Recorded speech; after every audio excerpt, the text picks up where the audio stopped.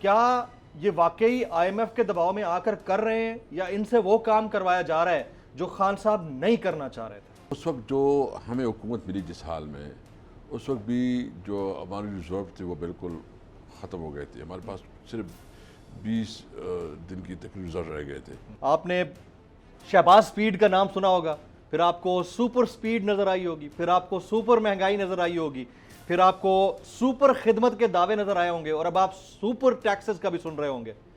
کیسا محسوس ہو رہا ہے پرانے پاکستان میں؟ اب بہت افسوس ہے. سب سے پہلے یہ کہ انہوں نے جو ٹیکس لگایا ہے اس کی وجہ سے انہوں نے انڈسٹری کا گلا گھونٹ دیا ہے. آپ دیکھ رہے تھے کہ ہمارے دور میں انڈسٹری جو ہے نا پل پڑ رہی تھی، بہت زیادہ جو ہے نا انڈسٹریز لگ رہی تھی. انڈسٹریز کے اندر جو ہے نا ایک حوصلہ آیا ہوا تھا، اور کے اندر جو ہے نا ایک اعتماد پیدا ہوا تھا، انویسٹمنٹ ہو رہی تھی. اور اس فیصلے سے مجھے بھی اطلاع ہے کہ کافی انڈسٹری جو ہے نا ملک سے باہر جا رہے، بنگلہ دیش منتقل ہو رہے، جو بہت افسوس ہے. چاہیے تو یہ تھا کہ آپ ٹیکس نیٹ ورک جو ہے نا یہ کھول لے، جہاں جو لوگ ٹیکس نہیں دیتے اس تک پہنچا جائے. جو لوگ آلریڈی ٹیکس دیتے ہیں اور اس ملک میں جو ہے نا جابس کریٹ کرتے ہیں، اگر آپ اس کے اوپر مزید ٹیکس ڈالیں گے تو وہ آپ جو ہے نا انڈسٹری کا گلا گھونٹ دیں گے. نمبر 1. نمبر 2، انٹرسٹنگ بات یہ ہے کہ اسمبلی اجلاس ہو رہا ہے، بجٹ اجلاس ہو رہا ہے. جی اور پرائم منسٹر صاحب کو مطلب اسمبلی کی اتنی عزت و توقیر ہے کہ وہ اسمبلی میں نہیں آتا، اور اس کو چاہیے تھا کہ وہ اسمبلی کے فلور پہ کم از کم بات کرتے اپنی اسمبلی کی.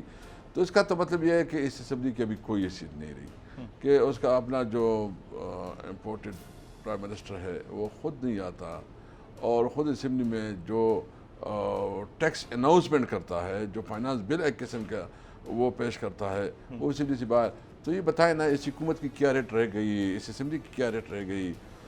جو ہم کہہ رہے ہیں کہ دیکھیں یہ نہ ان کی کیپیسٹی ہے، نہ ان کے اندر جو ہے نا ان کے پاس اسٹرینتھ ہے، کیونکہ ایک بہت کمزور اور امورل اس لیے کہتا ہوں کہ یہ اسمبلی تو ابھی ایگزسٹ کر ہی نہیں رہی کہ 135 ایم این ایس تو اس سے باہر ہے.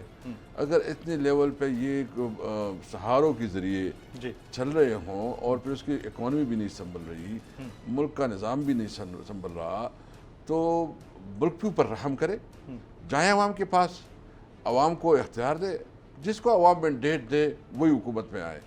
اس لیے میں ان سے میں بھرپور مطالبہ کروں گا کہ کن سے مطالبہ کریں؟ میں ان سے جو ہے جو ذمہ داران ہیں، میں ان سے مطالبہ کرتا ہوں کہ اس ملک کے اوپر رحم کریں، فوری الیکشن کروائیں، فیئر اینڈ فری الیکشن ہو جس کے اوپر کسی کو اعتراض نہ ہو، اور یہ ملک جو ہے نا صحیح قیادت کے حوالے کرے. جو لیڈرشپ آئے گی وہ پھر اس کے پاس یہ اتھارٹی ہوگی، اخلاقی جواز ہوگی کہ وہ ملک کے لیے بہتر فیصلے کر سکے. اسد کیسر صاحب، سب سے امپورٹنٹ یہاں پر کوسچن یہ بنتا ہے کہ یہ جو کچھ بھی کر رہے ہیں مہنگائی کی صورت میں، پیٹرولیم پرائسز کا بڑھنا، اس کے بعد پھر ٹیکسز، پری بجٹ ٹیکسز بڑھانا، پھر بجٹ میں ٹیکسز بڑھانا، بجٹ کے بعد پھر مزید سپر ٹیکسز، اب سپریم ٹیکسز کی ضرورت رہ گئی ہے، وہ بھی لگانا چاہیں تو لگا سکتے ہیں. یعنی اتنے ٹیکسز ہو گئے ہیں کہ عام آدمی یا پھر جو پیسے والا ہے وہ بھی بڑا پریشانی کا شکار ہے. کیا یہ واقعی آئی ایم ایف کے دباؤ میں آ کر کر رہے ہیں یا ان سے وہ کام کروایا جا رہا ہے جو خان صاحب نہیں کرنا چاہ رہے تھے؟ دیکھو، سب سے پہلے تو یہ ایک حقیقت ہے کہ ہمارے ملک میں اکانومی سب سے بڑا چیلنج ہے، جی، اور ہمارے لیے بھی بہت بڑی چیلنج تھی.